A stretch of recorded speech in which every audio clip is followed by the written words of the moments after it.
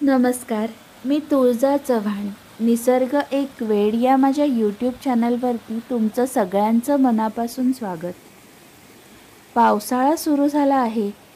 चला तर मग या व्हिडिओच्या माध्यमातून आपण एक छोटीशी कोकणाची सफर करून येऊया.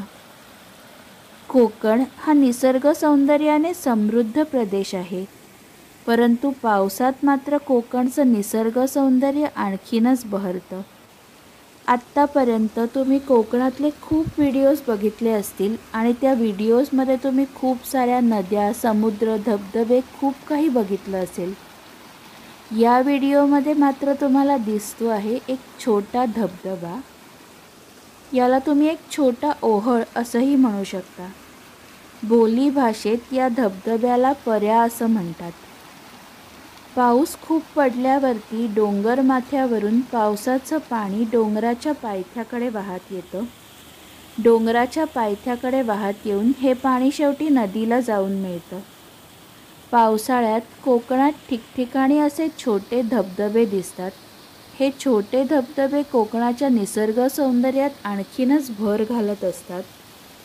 निसर्ग सौंदर्यात भर घालत असतानाच हे धबधबे कोकणातल्या लोकजीवनाचाही एक महत्त्वाचा भाग असतात.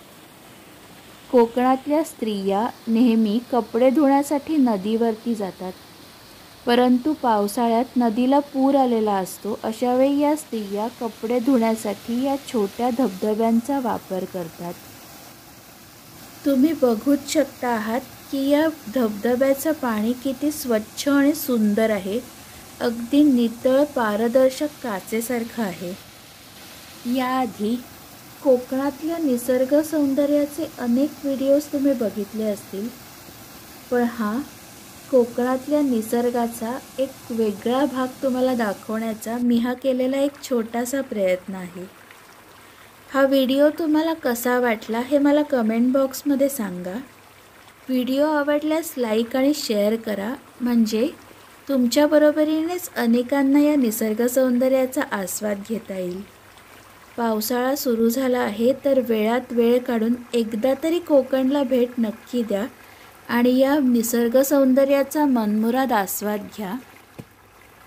निसर्गाचे असेच सुंदर सुंदर व्हिडिओज बघण्यासाठी, निसर्गाची नवीन नवीन रूपं अनुभवण्यासाठी माझ्या चॅनलला सबस्क्राईब करा. धन्यवाद.